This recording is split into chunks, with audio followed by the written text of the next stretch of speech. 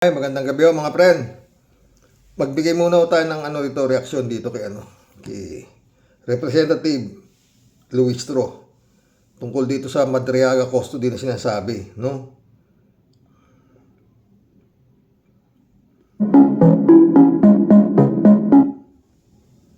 Two hours ago lang ito ha?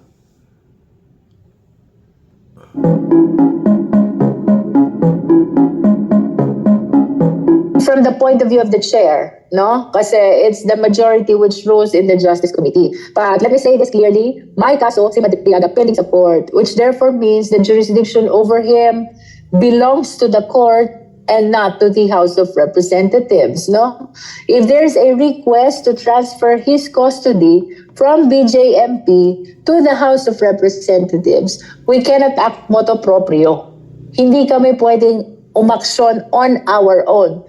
We need to seek the conformity of the court by way of an order issued by the same court, no? Because the jurisdiction is with the court, therefore, dapat may order ang court with respect to the transfer of the custody of Ramil Madriaga.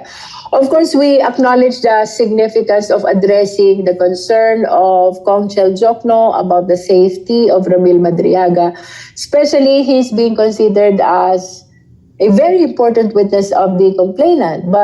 And we acknowledge also that we have a power to take protective custody. However, this must be addressed in consonance with the existing laws and rules. And what is apparent right now, gustuhin man namin na i-take yung protective custody over the person of Madriaga, the jurisdiction belongs to the court. So, Mahaba pa ho yan. So the jurisdiction belongs to the court. O, di ba? Dito ho, no, mga friend. May reaction tayo rito. Kung korte ang pag-uusapan, no, lalabas naman ho na ano bang masama kung pumayag ang korte dahil kailangan siya bilang testigo sa impeachment ni Sara. O, di ba? Lalabas na malakas si Sara sa korte. Ayaw pumayag yung korte. Ano bang rason para hindi siya ilipat sa custody ng Congress gaya ng request ni Jokno? Simple lang, di ba mga friend? At wala namang si Madriaga Bakit? Nung na-impeach ba si Sara nung nakaraang in-impeach na siya ng Kongreso, di ba? Nagka-leche-leche lang sa Senado nakialam pa yung Supreme Court. Di na todas. Kaya nga, eto. Maski wala namang si Madriaga maski na hindi na tumistigo yan Gaya na sabi ni Atty. Ligutan. Yun lang, pagpuputulin niya yung ulo ng presidente, pinapapatay niya yung presidente, pati asawa, pati Congress, Speaker of the House, sapat-sapat na para siya deklarang, hindi na siya pwedeng kumawak ng anuman dahil kung yung presidente gusto pugutan ng ulo sino tayo mga ordinaryong tao na pag nagkasada sa kanya di papabaril ka na lang, di ba? Katawa-tawa na ho itong mga prena. Itong nangyayari sa Pilipinas na ito, itong impeachment na ito, maski na siguro pinagtatawanan na ho talaga itong ang laki na ng ginagastos ng Pilipinas dyan sa lintik na impeachment na yan, na hanggang ngayon, ganito pa. Sabi nga ni Representative Luis Tro na korte ang magdidesisyon kung papayag sila dahil may kaso raw si Madriaga. Kaya nakakulong. Putay na, pinapapatay na nga kaya, di ba? Nag-aano na yan, yung abogado ni Madriaga. Di ba? Paano? Maski kunyari, huwag naman malasin, napatay nga si Madriaga. Wala rin na bang aga-impeach din siya. Remember, isa lang ang kailangan. Ang dami, di ba? Yung pinagmumura niya, pinagpapatay siya, yung mga Mary Grace Piatos, at kung ano-ano pa. Sobra-sobra na yan Yung Madriaga na yan, dagdag na lang yan di ba?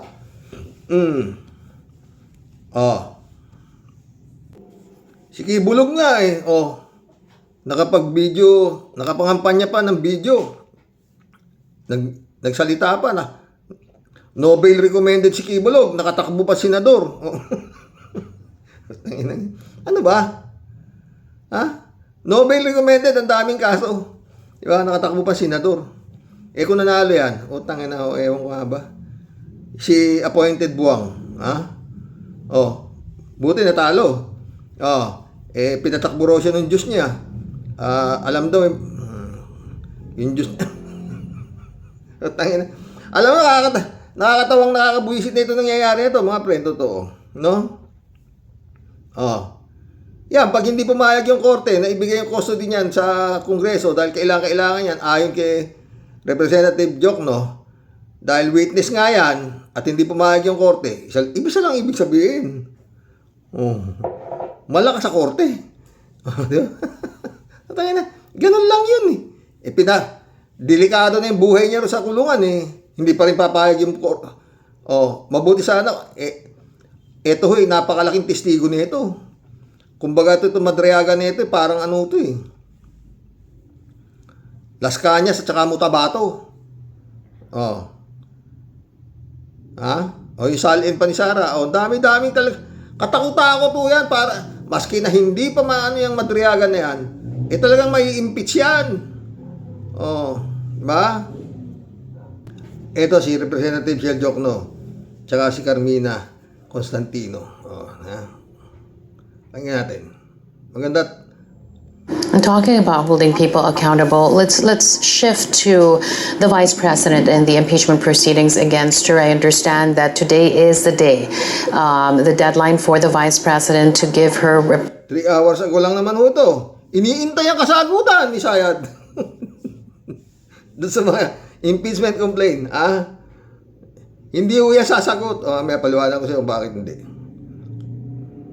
Why? What is your reading, Congressman? Will you hear? Will the people hear? Will the House Committee on Justice hear from the Vice President today? I've been hearing different answers to that question, and I myself won't know until probably the close of the day whether she will file or not. But to me, in any event, that is really her call, and the Committee on Justice will act accordingly, depending on its move. And it's this way a chess game. Now, once she files or gets inside an answer, then we will proceed to the next stage of the impeachment case. The proceedings in the 20th Whether or not she file an answer, we will tutuloy daw sila itong Kongreso. Sa impeachment complaint. Ito maganda yung sinasabi ni Carmina Constantino. Congress compared to the 19th, very different, as you know. In terms of the process being isolated from politics and the wheelings and dealings in the House of Representatives, what have you been observing, Congressman Diokno? The coming hearings should be of great interest to the people, because this is one of the few times that the Committee on Justice will actually reach the stage of examining the evidence. And if you recall, for example, when the impeachment cases against the president were assessed by the committee, they didn't reach this stage. Now we are at after whether the answer is filed or not. The next phase will be a determination whether there's sufficient cause to proceed, and after that there will be examination of the evidence. And I think that's what the people have been waiting for since last year. So magkaalaman na to see kung ano ba talaga yung nandyan at kung sapat ba yan para tuluyan ng Vice President at sampahan ng impeachment case sa Senate. Congressman, meron pong nagsasabi na pag tiningnan ang numero sa Senado, walang duda, hindi makukonvict ang Vice President. Pero meron naman nagsasabi, hindi na kailangan... Yun yun talagang yun talagang tumbok niyan eh. Walang numero sa Senado eh. Oo. Kaya nga ito, sinasabi ko mga boss, kailangan sa Senado na sobrang kapal ng pagmumukha mo para i-acquit mo to. Dahil titihaya nga dito sa Kongreso, nitong mga kongresista, lahat ng ebidensya na hindi naman na kailangan. Sabi nga ni Atty. Likutan, di ba? Yun lang pagmumura niya, pagpuputulan niya, tapos huhukayin niya yung bangkay ni Marcos Sr., itatapon sa West Philippine Sea. Wala ho sa sarili to eh. Itong vice-presidente na to talagang may tililing eh. Maski, hindi lang naman tayo nagsasabi. Di ba? Montulfo, baliw. Maski si Trillanes talagang baliw. Sino namang nasa tamang pag-iisip ang magsasabing walang tama itong si Sara Duterte? Maski sino psychologist, pag sinabi nilang walang diferensya sa utak yan, putang ina. Sila may diferensya. Di ba? Tuloy natin. Humantong pa doon dahil pagka nagkaroon ng examination of evidence, makikita daw kung ano ang totoong nangyari. What do you think of that school of thought, Congressman? I think the impeachment is all about the evidence. Whether there are enough numbers or not in the Senate, that can easily change if the evidence is overwhelming. And so yun talaga. Ang ebidensya talaga, overwhelming. Representative Jokno. Kaso naman, ito nasa Senado Pwede naman nilang impose na gamitin yung batas na overkapal naman ang pagmumukha nila. Kagaya ni Kimo. Sunugin mo man yan, Duterte amoy yan. Ilan yan? Tangina. Si Kimo, si Amy Marcos, siya ba ito? Jinggoy Estrada, baka sumama na rin niya, si Lapid. Yun pa. Si Kawatano. Yun ba? Marcubeta. 6 na. Yun ba? Si Joel Islord, 7. Yun ba? Baka itong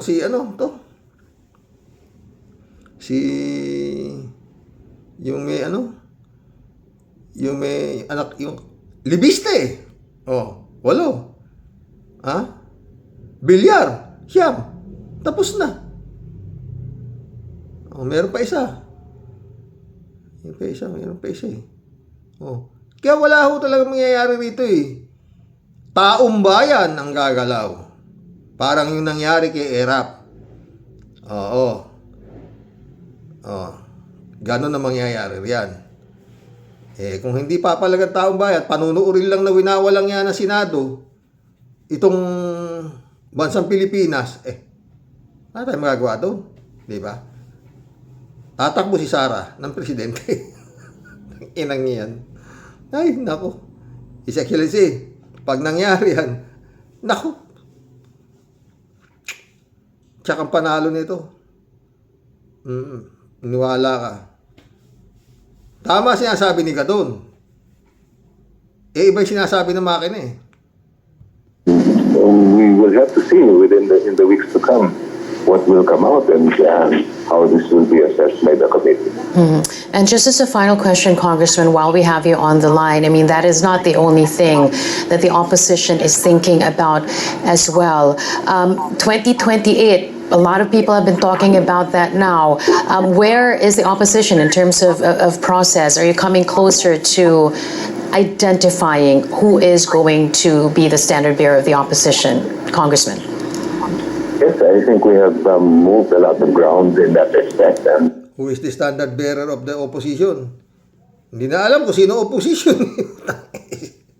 Itong mga Duterte na to, opposition din daw sila. Putang ina, ano ba? Sino ba? Ano yun? Ay, naku, Lord. Asa ng kandidato ng administrasyon? Kung puro kayo opposition, busi.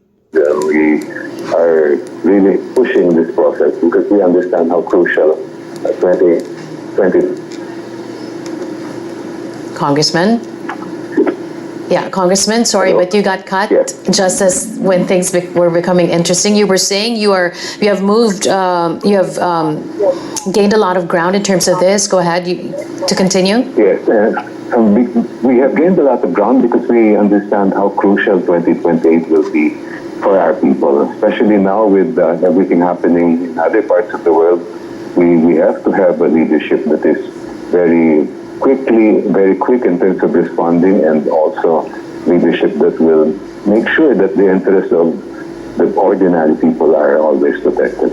How often do you talk, though? How often do you meet? There are always ongoing conversations among and between us. One final question. They're saying there's only one person who can be the vice president who has so far been the only one who declared her intention to run in 2028. Yun naman, only one person can beat Sara Duterte. Puta. Talaga bang makakatakbo yan? Huwag nyo na kayo magsayang ng pera na yan. Kung yan ang pinag-uusapan, makakatakbo yan. O, di ba? Vice President Leni Robredo, your thoughts on that, Congressman? Whoever the opposition backs, I do believe that the opposition should only support one person. And whoever that is will depend on how the process comes out. Of course, we all want the best contender to be our contender, but we will have to wait until what happens Is having coming weeks and months. Is having a tactical alliance with the administration part of the plan, Congressman? No, at this moment, that is not even on the table. Now, in the future, that may be something we will discuss, but for now, wala pa yan. Congressman Chel Diokno there joining us this noon. Thanks again for taking our call, Congressman. Oh. Sa totoo lang mga boss, no? Etong si Sayad, wala na ho to eh. Wala naman na to eh. Tignan mo, yung minanok niya sa Antipolo, talo. Pero ayon sa survey, putang survey yan. Mamumura mo na talaga, putang ina eh. 78% daw yung sinuportahan nitong si Sayad at 20% lang daw yung si anak ni Akop. Ang lumabas, baliktad. Yung anak ni Akop pala 78%, yung manok nito ang 20%. Tambak. Si Joel Chua ng Maynila. Pumunta pa ng Maynila itong ungas na to, nangampanya ron against Joel Chua. Talo. Si Abante, Representative Abante, kamampanya rin siya, kinalaban niya rin si Abante. Talo na naman. Wala na nga to eh. Baliw na lang talaga ang ano dito eh, sa totoo lang mga boss. Kaya na yun, nakakatakot talaga, puta na. Yung Davao Death Squad, buhay na buhay pa yan. Buhay na buhay yan. Eto mga friend, nakakatakot ito ha. Sabi nito, sinong mas credible witness? Sinisira nila talaga yung Madriaga eh. Yung 18 Marines daw o itong si Madriaga. Ni-raid yung farm ni Madriaga ha. Isipin mo ha. Ngayon ito nilalabas nila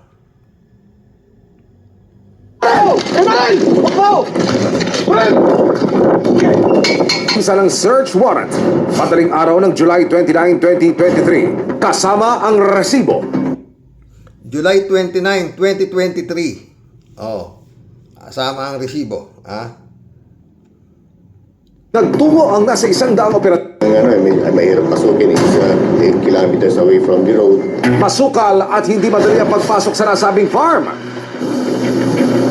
Talagang tagong-tago, vegetated, and when it comes to positioning, talagang vantage point sila, may mahirap pasukin. At nang makalapit sa target,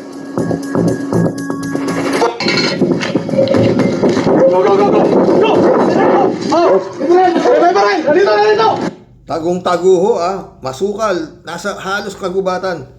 Pero yung bahay, yung farm ng Madriaga na ni-raid, puta pang-village eh. Napakaganda ho nung gate pa lang nito, million na eh. Yan Tao ho ni Digong to. Tao ho ni Digong to. Mangingilabot kay. agad pinadapa ang gwardya ng farm na nakilalang si Jonathan Arante. Nakuha kay Alan ang isang automatic rifle. Sa bahay, inihain ng search warrant sa caretaker. Yan hindi nyo makita ha. Ang ganda ho ng bahay na nandun sa gubat na napakahirap hong mapuntahan. Dahil puro putik. Siguro makakapunta ka rito kung naka-chopper ka eh. Tinutulak pa yung sasakyan dahil nga sa putik na papunta pa lang dito. Pero yung bahay, pang-village. Ng nasabing property na si Edwin Prestado. Meron kaming search warrant laban sa iyo for violation of PARI 10591 o pag-iingat ng mga hindi lisensyadong baril. Matapos ipaliwanag ang pakay, nag-umpisa lang maggalugog ang Laguna Police at AKG. PBO ang isang silid. Sa loob ng isang kwarto, tumambad sa mga pulis ang nakahilerang mga armas. Cash it. Ayan o, ang ganda ng kwarto ha. O. Dito ho nakita yung mga armas na puro high power ha. Ayan o. Ang dami. Ayan o. Ang ganda ho ng kwarto. Hindi ho panggubat na kwarto to. Tuloy. Nakita yan sa Mr. Bedroom. Andun nakita yung mga baril. At nang buksan ang isang kahon sa gilid ng kama, maging ang mga pulis napanganga sa kalidad ng mga baril na nakuha. Meron pa silang submachine gun. They're using a scope and silencers. Farm ba ito o armory? Based on that, you cannot take them lightly. Talagang malaking grupo to. Hindi sila ordinaryong grupo. High profile ang kaya nilang operate.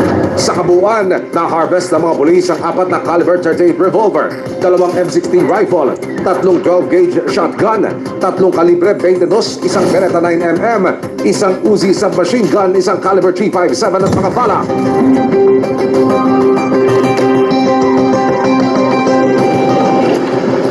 Kasalukuyang nakapiit sa Laguna Provincial Police Office ang mga nahuli na sina Alan Laurenciano Guevara, Edwin Prestado at Jonathan Arante. Na samantala, sinubukan ng aming team na hinga ng panig si Ramil Madriaga hinggil sa mga nakumpiskang baril sa kanilang farm, pero tumanggi siya mabigay ng pahayag. Sa pagkakadakip ng Madriaga Kidnap Ransom Group at pagkakakumpiska ng kanilang mga armas, tila nabunutan ng tinig ang ilang naging biktima. Tata, tanakulong, lagyan ng patay, iti anak ko.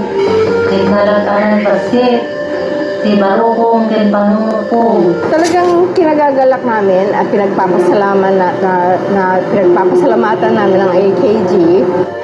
Umaasa silang ito na ang umpisa ng katapos. Yun yung nagsasalita si Teresita Angsi. Oh. Madriaga pa lang yan. Ano ni Madriaga yun? Daming baril na yun, no? Oo. Nakakakilabot ho. Ha, mga friend? Nakakilabot ho talaga.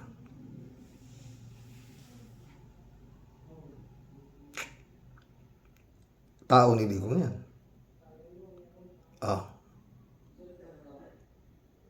At, nakita nyo naman, ha?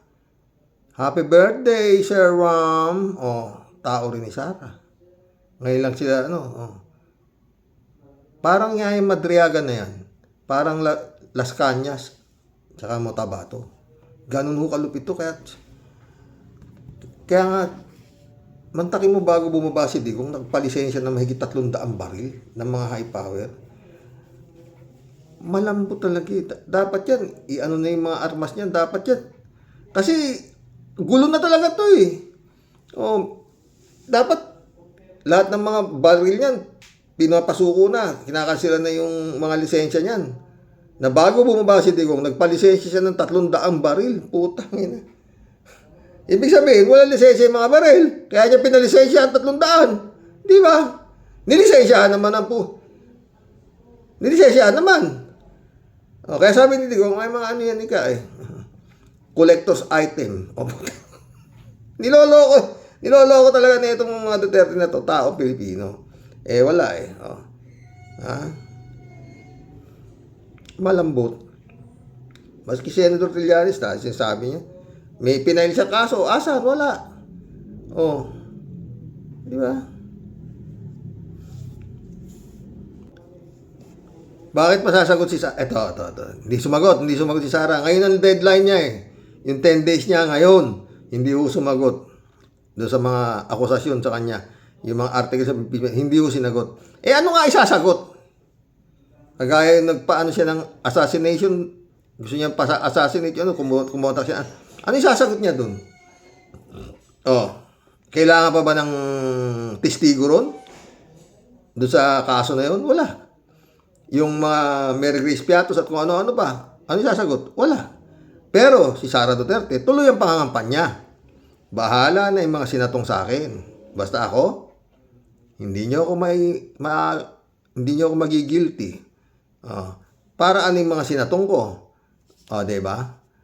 Yan eh. Yan ang pinagkaiba ni Sayad, tsaka yung tatay niya doon sa dahig. Oo. Doon sa dahig, wala eh. Oh, wala siyang kampiron. Patas doon, patas. Dito, puta na, butas. Ha? Wala mangyayari dyan. Sayang pera. Oo. Mapipilit mo ba yung mga sinatong para i-guilty yan? Magbigay ng desisyon na guilty yan? Sokdo lang murahin mo na yung mga senador. Kakapal nga ng mukha. Di ba, noong nakaraan na, di ba, mata kami si Chis Escudero. Halos isumpa na ng UP. Simpleng forthwith, hindi alam. Iniba yung definition ng forthwith. O, di ba? Wala siyang pakialam. Si Chis Escudero yun. Senate President. Tanginang yan. O, di ba? Gigil, no? Diba?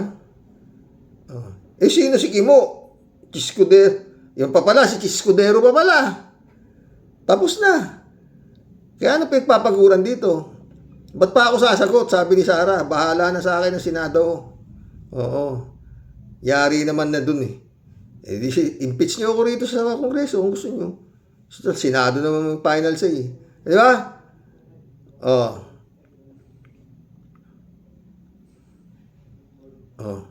Ha? Chis Escudero, Jinggoy, Villanueva, Cawatano, Libiste, Kimo, Arculeta, wala na. Hindi na ako maasa dyan. Ang pag-asa na lang talaga dyan, taong bayan. Kung papayag ang taong bayan na winawalang yalang na Senado itong administrasyon ni Bongbong, ano tayo magagawa doon? Mag-collab na po tayo. Sino to? Kilala niyo to mga friend? Matagal ko nang sinabi si Inday Sara ang susunod na presidente. Nakatakda siya maging presidente. The gods of destiny has anointed her to be the next president of the country. Kahit na 3-4 sila mag-declare, talo sila ni Inday Sara. Siya na nga destinado maging presidente, kahit sino tumakbo, talo sila. Matagal ko nang sinabi si Inday Sara ang susunod na... Kilala niyo si Tuko? Si Panelo. Nakampanya na Wala bang Wala bang buta ko balik. Wala bang ano yan? Para saan pa yung campaign period nyo? Ha? Ang comment ito, dapat to ma-lifestyle check yung mga nandi dito sa totoo lang. Oo. Ha? Binababayaan lang yung kampanya Diba? Kulab na tayo mga friend. Ito pa pala mga friend. Yung tungkol doon sa mga mali-malitang pera, sa bunganga niya nang galing, matagal na pala daw nilang alam tungkol dyan. Pakinggan nyo, Allegations of bags of money being delivered po kala Congressman Zaldico, Congressman Romualdez. Do you have any reaction on that? Billions of money po. Well, matagal naman namin na alam yan dahil matagal naman na yan pinag-uusapan. Simula pa lang noong pagpasok namin as President and Vice President, naririnig na namin yung... Simula ng pagpasok daw nila biglang Presidente at Vice President, naririnig na kay Saldico at saka kay Di, kung matagal na yan, panahon pa ng tatay mo yan. Yung pagdi-deliver ng pera na yan. Kasi simula pa ng pagpasok nila sa panalo nila presidente sa pangalawang pangulo, matagal na raw maraming nagdi-deliver ng pera. Di ba? Huli sa bunganga niya Yun nga, dinideliver daw kay Romualdez at kay Saldico. Di ba? Kaya alam niya Kaya siya sabi niya, di ba si Saldico sa si Romualdez, nasa kanila yung pera. Alam niya, bakit wala siyang galaw, di ba? Ngayon siya dadal. Tuloy natin.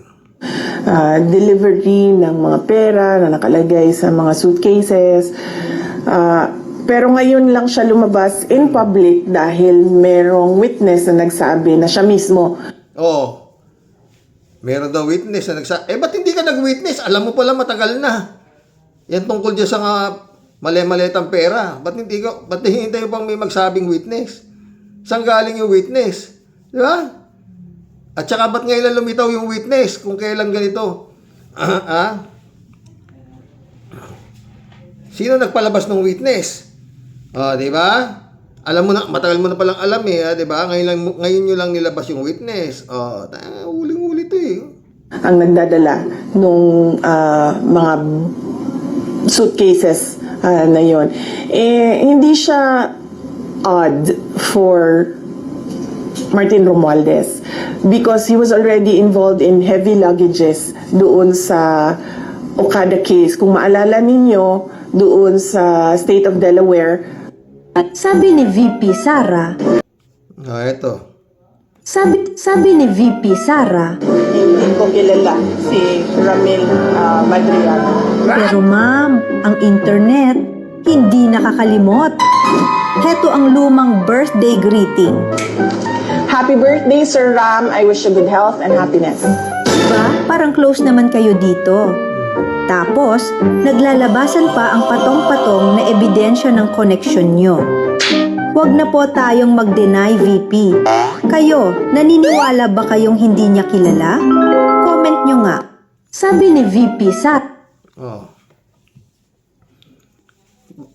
Palay ko mga friend, kung hindi na nila kailangan yung Ramil Madriaga. Kaya kinasuhan nila, sabi ang nagkaso si Duterte, si Harry Roque ng kidnapping daw, Pagkatapos, yung farm pinaraid nila. Pagpasok pa na ng pinto, dapa! Sinubsub na agad yung bantay, hinuli yung 3 tao. Binulat-lat yung mga nakukuha doon yung mga matataas na armas. Tao nila, Diba? Madriaga pa lang yan. Puta, ang daming ito Puro matataas ang rangong 100 mahigit yata yung rito na mga opisyal ng kung ano-anong klaseng AFP, kapulisan, lahat. Napakalaki yung sindikato nito, mga friend. Kaya mabigat talagang kalaban. Lahat. Mga high-ranking official, kanila, judiciary, kanila, wala kang susuutan Kaya nga, mas malakas ito kaysa kay El Chapo. Si El Chapo naglalagay sa gobyerno. Eto, 6 na taon siya lang gobyerno. Yung mga shabu na nahuhuli, kung ano-ano. Sasabihin ng PIDEA, kahuli kami ng shabu, ganito kilo. Ganun na lang yun. Wala na sasabihin kung saan ang galing yung shabu. Basta nag-report sila, nakahuli kami ng shabu. Wala na sinasabi kung kanino nang galing, kung saan diba? Basta dumating siya nahuli namin. Wala nang investigasyon, ganun lang yun. May lumulutang na shabu sa dagat, kukunin ng Coast Guard. Ang dami, ilang tonelada itong nakuha ng mga Coast Guard na tumulutang sa dagat. Tanginang yan. Kukunin na ng PIDEA yung mga shabu na lumulutang. Masyado talagang itong Pilipinas. Ewan ko, saan patutungo to. Lalo na, pag nanalo. Eto nga si Sayad. Kulab na tayo, mga friend. Dasal na lang, wala nang mga gawa. Nahina. Kagaya nun, ni-raid yung farm ni Madriaga. Ang daming baril, mga high power. Ba't hindi raidin yung mga kuta nitong mga tao ni Digong? Pa-surrender na yung mga baril, tangkalan ng lisensya, tapos search warrant, lalo na yung Kingdom. Yung Kingdom, ang dami nang tumitistigo, merong angel of death, kung ano-ano, wala hanggang ngayon si Kibulog, hindi pa sinisintensyahan kung guilty or not guilty. Nandun lang siya nakaupo, nag-aantay ng 2028 election. Parang ganon,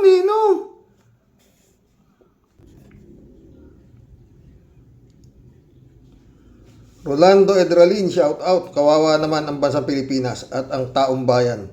Taong siya ang itatalaga ng Diyos ng kasamaan na maging presidente ay tiyak na magiging wild wild west ang gobyernong Pilipinas. Sa interview pa lang, walang kaalam-alam sa governance at tiyak bankrupt ang pera ng taong bayan. Totoo yan, Rolando Edralin. Kalat ni Baya, shout out. Miguel Edwin Mike, shout out, my friend. Ramon Ponce de Leon, shout out. Sobrang dami ni BP Sara. 16 silang lahat. Mananalo naman kaya sila sa defense. Sobrang lakas ng evidence.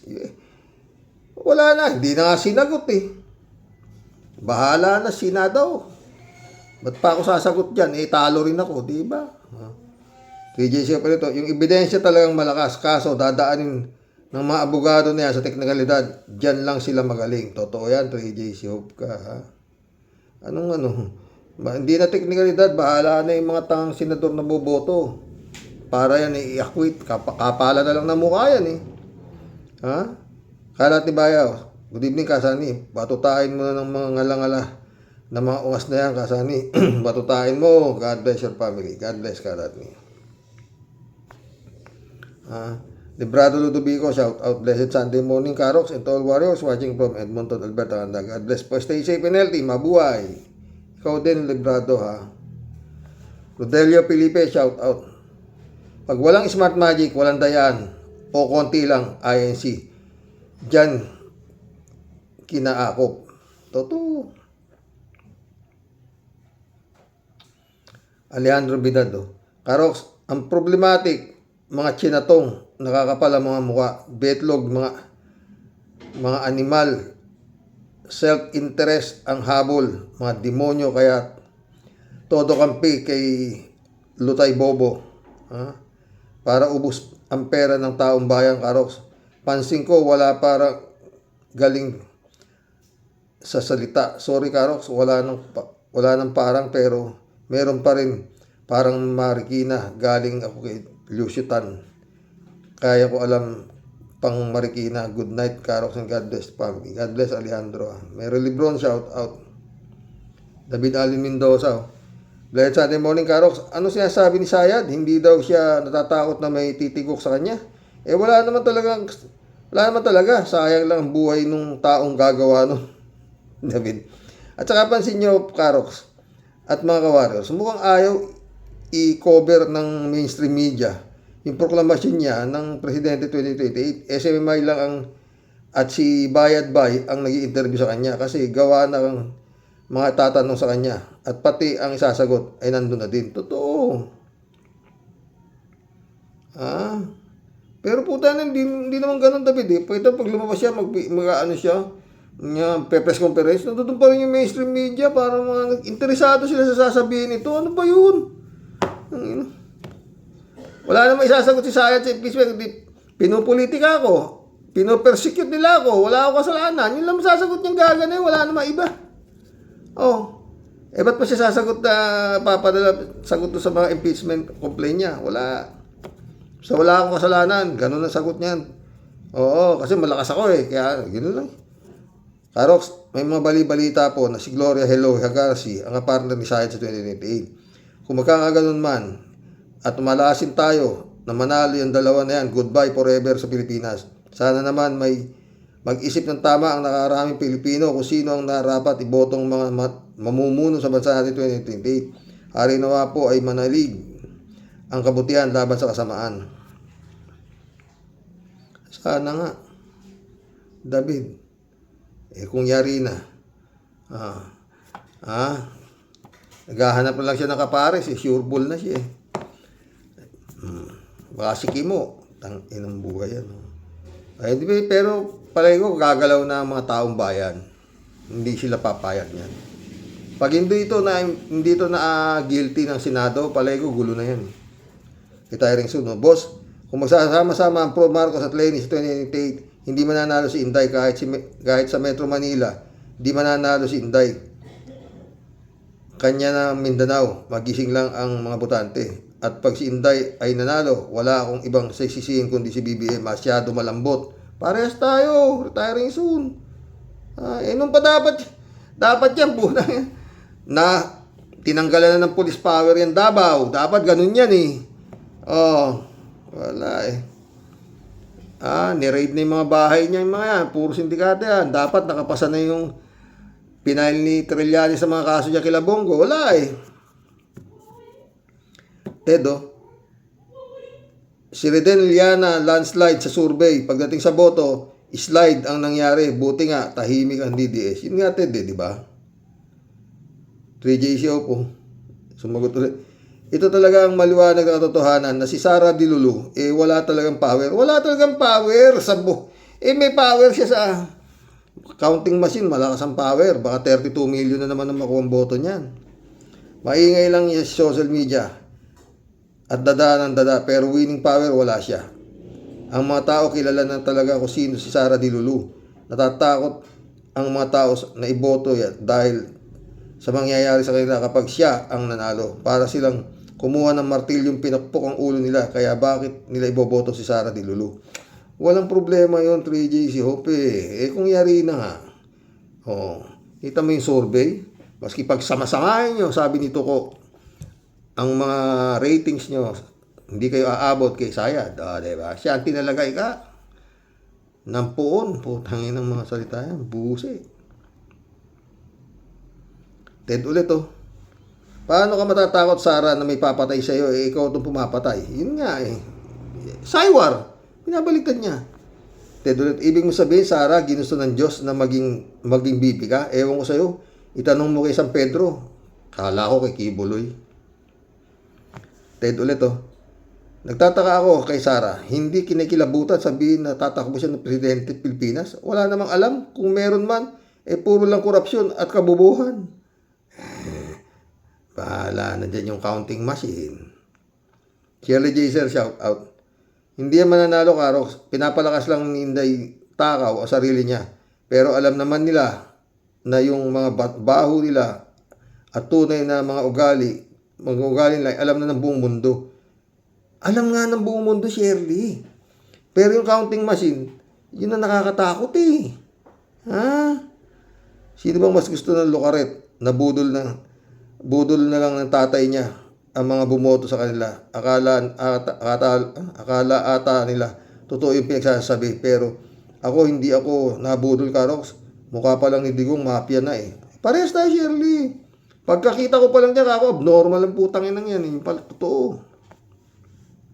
Shirley, alam mo po, Karox, ngayon lang ako sumang-ayos sinabi ni Gadon.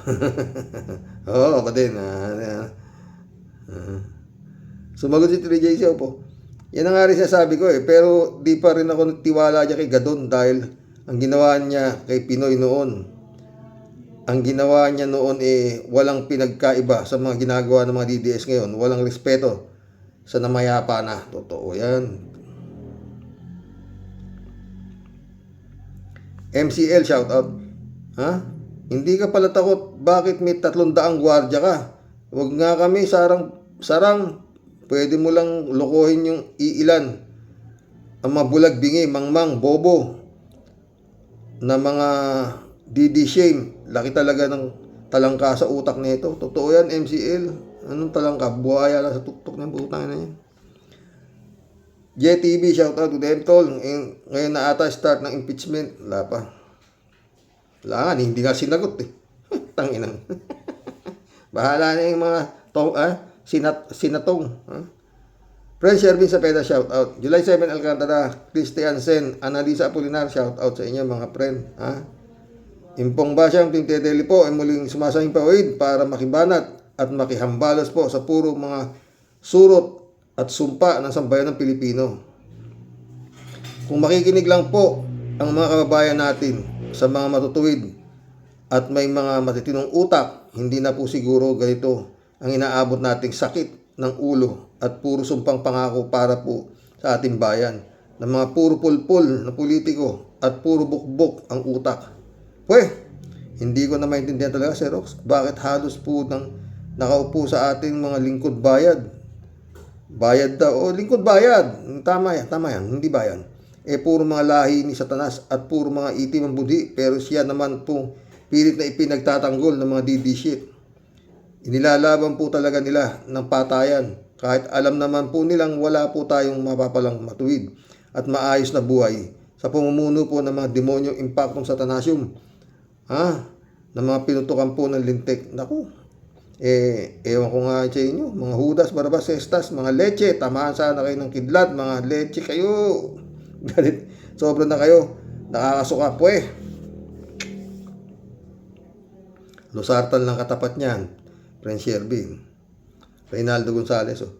Bakit ba sila nababalisa pag sa pagtakbo ni Sara? Hindi naman sa Pilipinas tatakbo siya. Sa mismong nagsabi, sa impyerno, anong problema mo? Move on na. Sa impyerno nga tatakbo, putang ina yun. Demonyo. Eddie Luna, shout out. Pastor Jun Lagon, my friend, shout out. Marilo Pabiano, good morning po tayo sa mga ka-warriors. Tuso nga po itong si Sara kasi matibay yung inamin ni POA about doon sa 15 million na ginamit sa resibo pero di naman pala ginastos ng DepEd. Kaya maliwanag talaga na hindi siya pwedeng humawak ng pinakamataas na pwesto sa style niya na yan. Walang accountability, sentido komun niya. Mahalaga, presidente siya. Yun. Kapalang mukha nga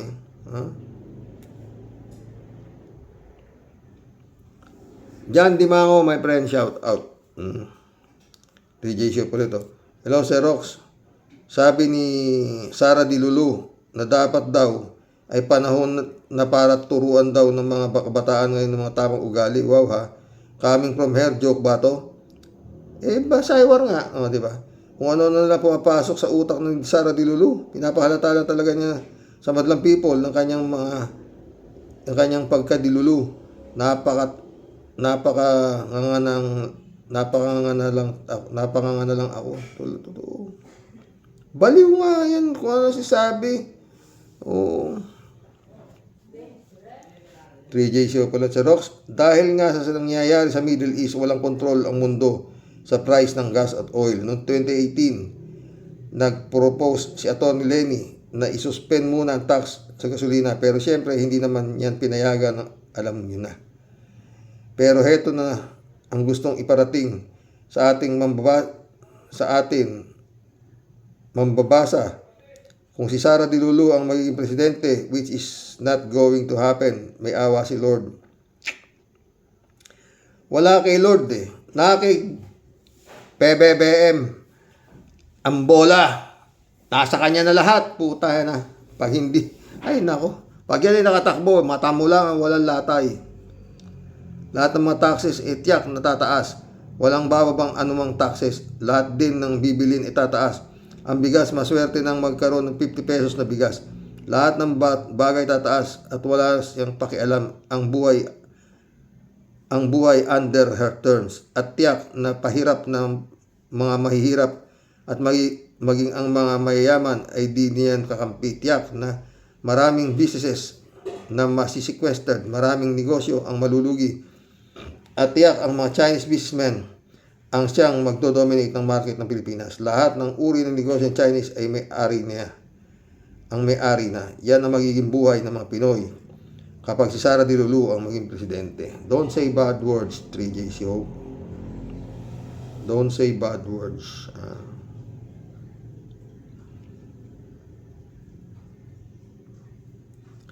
3J Show ulit to.